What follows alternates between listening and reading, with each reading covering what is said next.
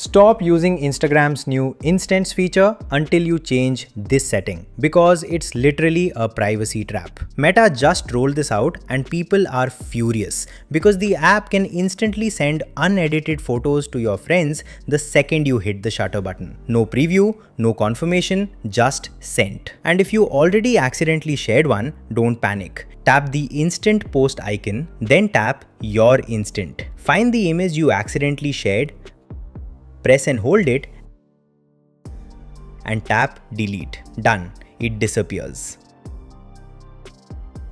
Now let's make sure this never happens again. Go to your Instagram profile,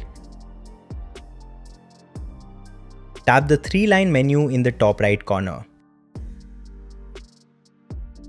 Scroll down to what you see.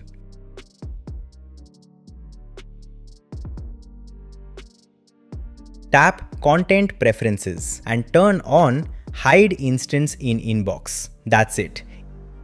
Instants disappear completely and friends can't send them to you either. Send this video to a friend right now because a lot of people are trying to figure this out. Subscribe Geekamag for more.